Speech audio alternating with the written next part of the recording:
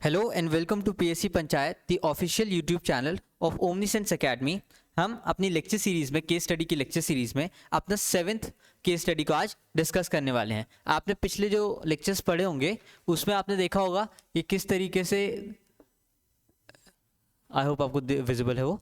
तो 7th case study को discuss करेंगे कि पिछले लेक्चर सीरीज़ में हमने देखा कि कैसे एक जगह पे नेचुरल कैलेमिटी आई, आप वहाँ पे रिसोर्स के वो थे, आप वहाँ पे हेड थे और आपको जाके वहाँ डिजास्टर मैनेजमेंट करना था। आपकी टीम कुछ और बोल रही थी, सिचुएशन कुछ और थी, उसमें आप क्या करेंगे वो सब। अब नेक्स्ट जो आज केस स्टडी हम सेकंड देखने वाले हैं वो है, आप एक ऑनेस्ट ऑफिसर हैं, ठीक है, जहाँ पे आपको क्वालिटीज़ बतानी है। आपकी अगर कोई मिस्टेक्स हो जाती हैं, यहाँ पे डिस्कशन इस बात का है कि अगर आप कोई डिसीजन मेकिंग करते हैं, अगर आप कोई डिसीजन मेकिंग करते हैं और उससे कोई गलती हो जाती है जो आपकी इंटेंशनल गलती नहीं है, आपने उस पर्टिकुलर पोजीशन में कोई स्टेप लिया कि बहुत ज़्यादा वायलेंस हो रहा था, आपने उसको रोकने के लिए लाठीचार्ज करा दिया और आपका इंटेंशन क्या था कि और वायलेंस ना बढ़े, वहाँ से लोग और उपद्रव ना करें, लोगों को नुकसान ना हो, जो वुमेन चिल्ड्रन वहाँ पे हैं उनको प्रॉब्लम ना हो, उसके लिए जो वायलेंट मॉब था आपने उसको लाठीचार्ज कराया और उतने में किसी की मौत हो गई, ठीक है। तो ये जो आपका अनइंटेंशनल कॉज हो गया ना, वो आपका इंटेंशन क्या था, लॉ एंड ऑर्डर को मेंटेन करना, लेकिन उसका एक अनइंटेंशनल कॉज हो गया। तो उसके बेसिस पे एक सिविल सर्वेंट को मिलनी चाहिए कोई दिक्कत, या फिर एक सिविल सर्वेंट को उसके लिए केस होना चाहिए या नहीं होना चाहिए, ये सारी बातें हम अपने आज की स्टडी में देखेंगे और उसको सॉल्व करेंगे, ठीक है। तो पहले मैं इंग्लिश में पढ़ूंगा, फिर मैं हिंदी में पढ़ूंगा, उसके बाद हम जो भी क्वेश्चन होगा उसको टैकल करेंगे। शुरू करते हैं, पहले इंग्लिश में पढ़ते हैं। Honesty and uprightness are the hallmark of a civil servant. Civil servant possessing these qualities are considered to be backbone of the strong organization. ठीक है, अब आपको पहले ही बता दिया है कि आपको honesty and uprightness को कितना वो वैल्यू करते हैं, ठीक है। In line of duty they take various decisions that times bona fide mistake, मतलब जो अनइंटेंशनल कॉन्सिक्वेंसेज है, कुछ आप डिसीजन लेंगे उसके इंटेंशनल कॉन्सिक्वेंसेज होंगे, आप चाहते हैं कि लॉ एंड ऑर्डर मेंटेन हो, उसके कुछ अनइंटेंशनल कॉन्सिक्वेंसेज होंगे। अनइंटेंशनल कॉन्सिक्वेंसेज जो आपके एक्शन के बाद जो आपने सोचा नहीं था, जिस पर्पज से नहीं किया था, बट वो भी काम हो गया, वो मिस्टेक हो सकती है, वो अच्छा हो सकता है, दैट इज अनइंटेंशनल कॉन्सिक्वेंसेज। तो वो जो बोनाफाइड मिस्टेक्स होती हैं वो भी हो जाती हैं। As long as such decisions are not taking intentionally they do not benefit personally, officers can not be said to be guilty. अगर आपने वो डिसीजन लिया और वहां पे कोई मिस्टेक हो गई और वो मिस्टेक आपने पर्सनली जानबूझकर नहीं की है, मतलब आपका इंटेंशन वो नहीं था, ऊपर से आपने पर्सनल लेवल पे या फिर पर्सनल बेनिफिट के लिए नहीं किए कि आपने इंटेंशनली किसी को मरवाया, ऐसा ना हो, और आपका कोई बेनिफिट हो वहां मरने में, ऐसा भी ना हो, तो वो व्यक्ति उस डिसीजन मेकिंग के लिए गिल्टी नहीं माना जा सकता, ऐसा इसमें मेंशन है।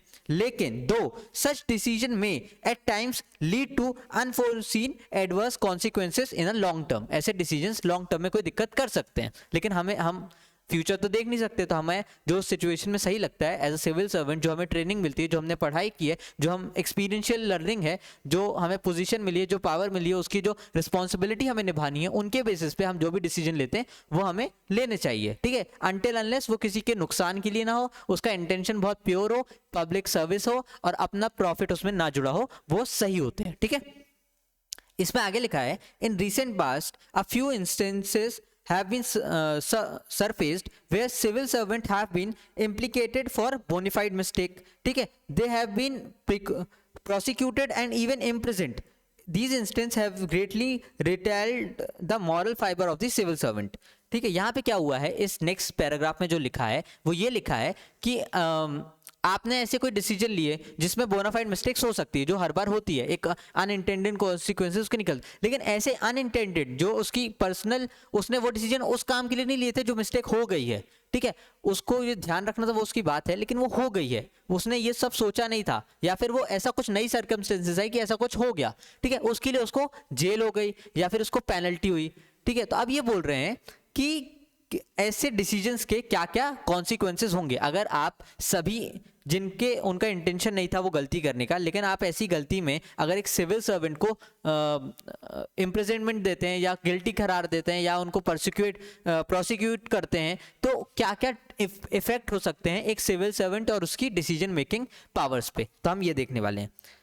तो how does this trend affect the functioning of civil servant, ये देखेंगे। What measures can be taken to honest civil servants so that they cannot implement it on bona fide mistakes.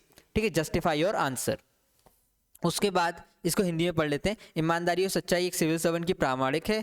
ठीक है, इस गुणवत्ता के युक्त सिविल सेवा किसी भी सुदृढ़ संगठन मेरुदंड माने जाते हैं। कर्तव्य निर्वाहन के दौरान वे विभिन्न निर्णय लेते हैं। ऑब्वियसली आप बहुत सारे डिसीजंस लेते हैं, कभी कभी इनमें से कुछ निर्णय सद्भाविक भूल हो जाती है, भूल बन जाती है जो आपके इंटेंशन नहीं है बट वो हो गई भूल।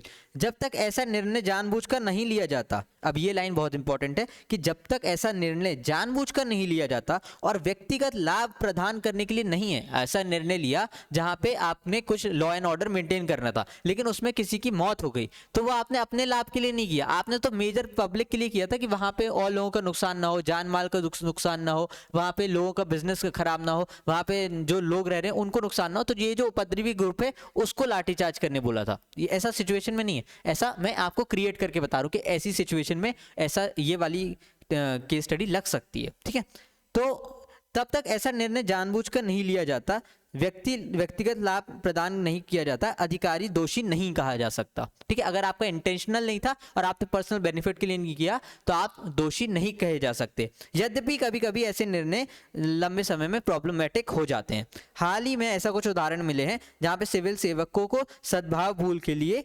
अल्पित मतलब उनको प्रोसिक्यूट किया गया या फिर उनको इम्प्रिजनमेंट तक हुई है। ठीक है, तो ऐसे में सिविल सर्वेंट के डिसीजन मेकिंग पे क्या क्या असर पड़ेंगे ये बताना है। तो पहला क्वेश्चन ही है कि how does this trend affect the functioning of civil servant. ये जो ट्रेंड है कि उनने कोई भी डिसीजन लिया धोखे से कुछ भी ऊपर नीचे हुआ तो उनको इम्प्रिजन कर दो, तो ये क्या सिविल सर्वेंट पे कैसा प्रभाव डालेगा ये पूछा गया है। ठीक है, तो पहले हम देख लेते हैं कि ऐसा कुछ इंसिडेंट्स हमने कुछ दिनों में देखा है साउथ इंडिया में, सदर्न पार्ट ऑफ इंडिया में हमें ये बताना है कि वो जो इस केस स्टडी में डिस्कस कर रहे हैं उसके बारे में हमें भी मालूम है, उसका एक केस ये है। ठीक है, तो हम एक केस को मेंशन करेंगे। सदर्न पार्ट ऑफ इंडिया में सिविल सर्वेंट या IAS officer was prosecuted in matter of death at mob या फिर जहां पे at temple बाय मॉब। क्या हुआ था? मॉब भी नहीं था, वो वहां पे भगदड़ मच गई थी। मैं शायद इसको सही लिख नहीं पा रहा हूं इंग्लिश में, आप इसको भगदड़ के कारण,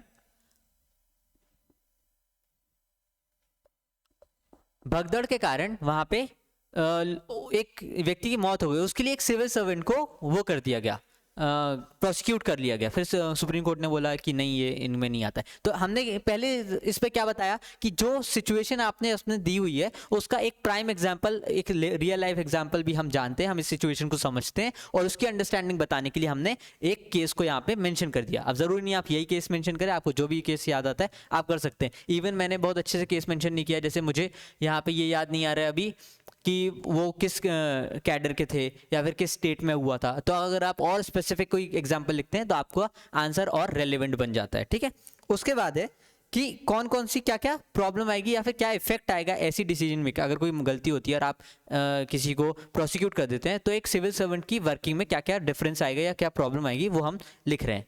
ठीक है,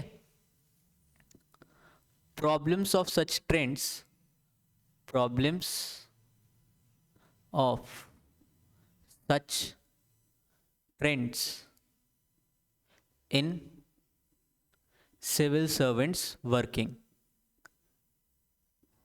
में क्या क्या दिक्कतें आ सकती हैं। एक सिविल सर्वेंट की वर्किंग में ऐसे डिसीजंस के कारण क्या क्या वर्किंग में प्रॉब्लम आ सकती हैं। तो इफेक्ट पहला है इफेक्ट ऑब्जेक्टिविटी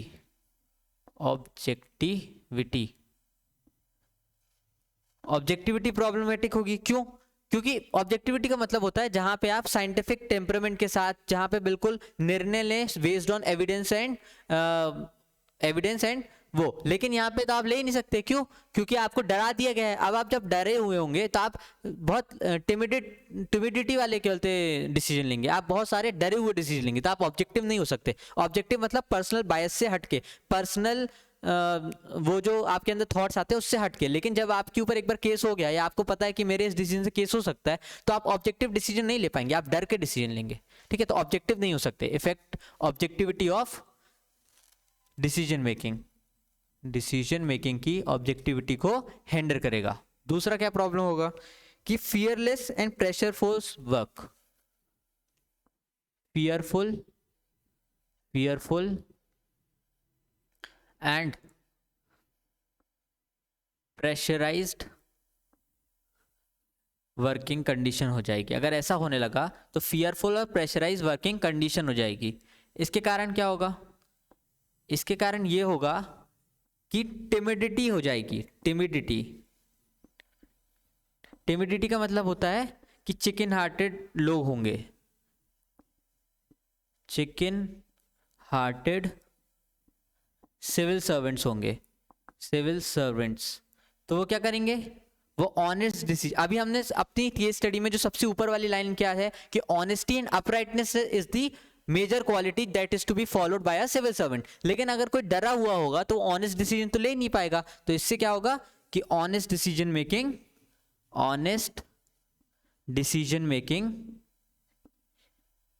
मेकिंग हिंडर होगी।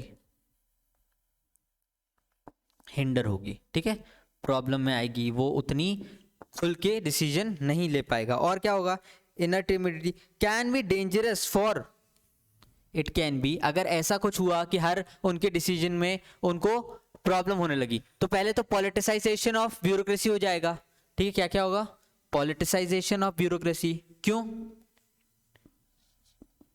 क्योंकि हर मुद्दे के लिए कोई ना कोई पॉलिटिक्स को लेके आएगा कि हमारे ये सेंटिमेंट हर्ट हो गए, हमारे वो सेंटिमेंट हर्ट, क्रेसी less effective working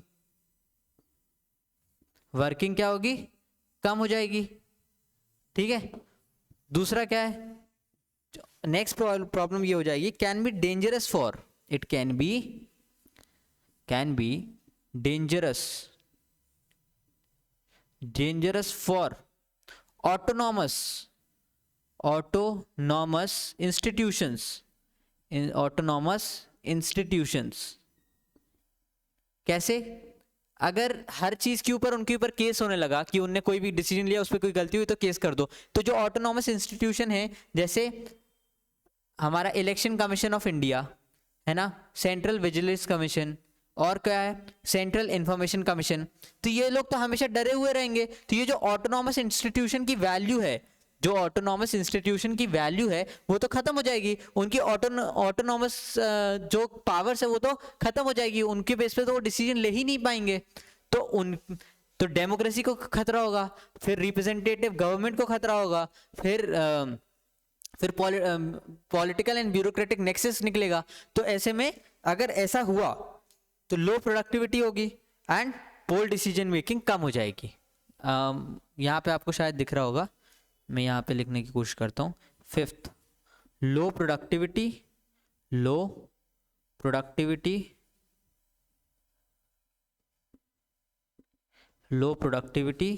and sixth one is कि bold decision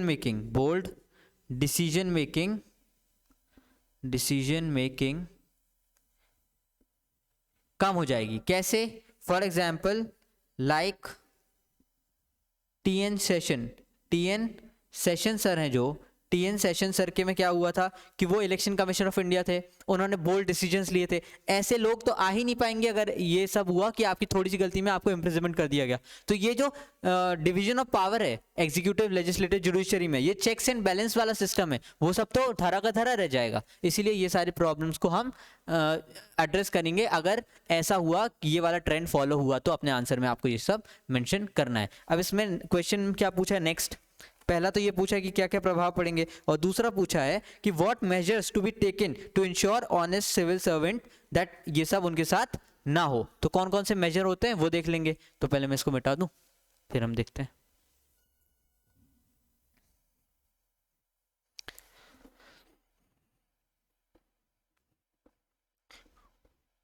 what measures can be taken.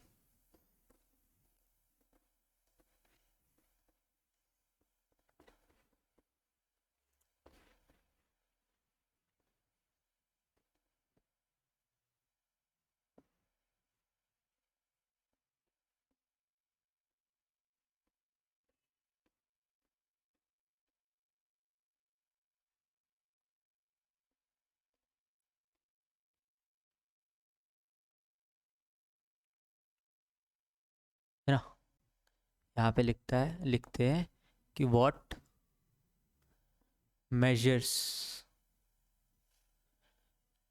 can be taken. Second question यही पूछा है ना, second part of the question यही पूछा है।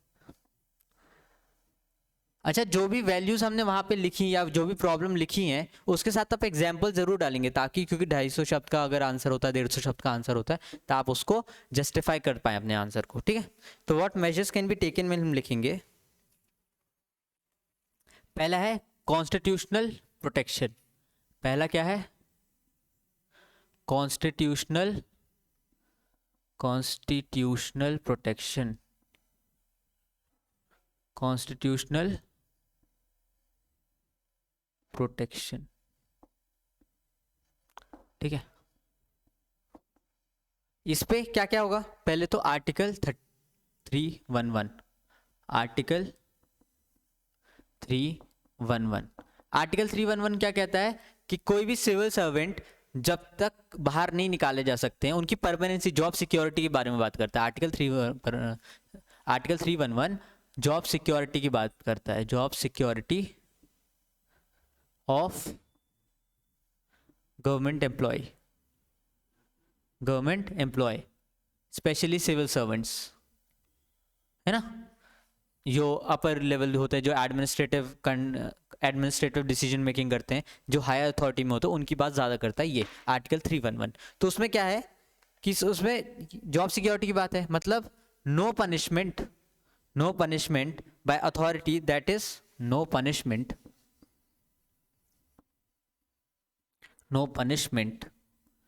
By authority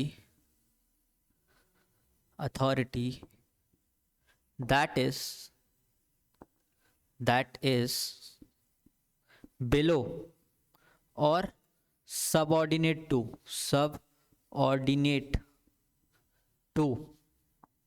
appointing authority,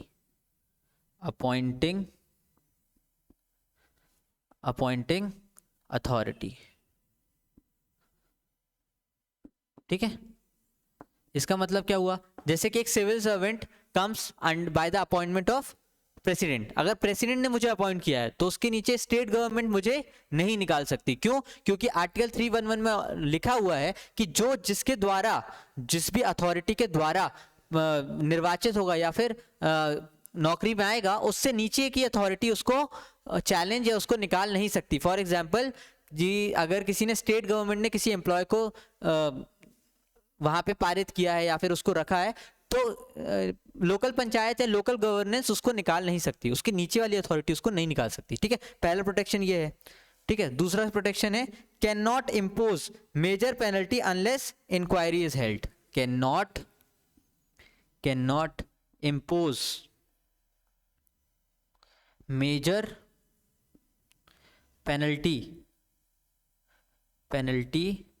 unless inquiry is held,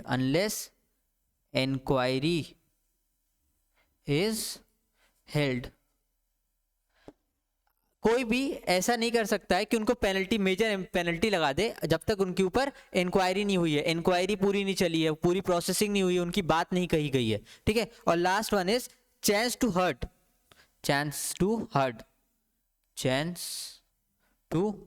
मतलब उसको अपनी बात, उस सिविल सर्वेंट को अपनी बात कहने का पूरा अधिकार है। ठीक है, जो भी एलिगेशन उसके ऊपर लगे हैं वो पूरा अधिकार है। तो ये तो पहला सेफगार्ड हो गया। दूसरा सेफगार्ड और क्या देख सकते हैं? ठीक है, उसके ऊपर और क्या सेफगार्ड है? Writ petition.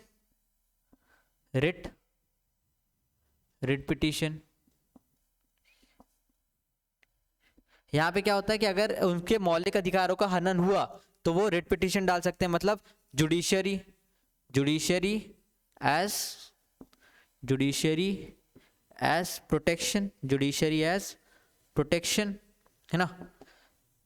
तीसरा क्या हुआ, तीसरा है रिटन। कैसे हम इस चीज को अवॉइड कर सकते हैं, रिटन ऑर्डर्स, रिटन ऑर्डर्स। जब भी ऑर्डर्स होंगे वो रिटन फॉर्म में होंगे। अगर रिटन फॉर्म में होंगे तो पहले तो आपके पास डॉक्यूमेंटेशन होगा, दूसरा आपका इंटेंशन क्लियर होगा, तीसरा जब इंक्वायरी होगी तो आप बहुत अच्छे से अपने आप को प्रेजेंट कर सकते हैं कि मेरे क्या क्या इंटेंशन थे, मैंने क्या ऑर्डर दिए थे और एक्चुअली में वहां क्या हुआ, वो अनइंटेंडेड कॉन्सिक्वेंस था या नहीं था। अगर रिटन ऑर्डर होंगे तो आप बहुत अच्छे से उसे एक्सप्लेन कर सकते हैं, ठीक है। और क्या है,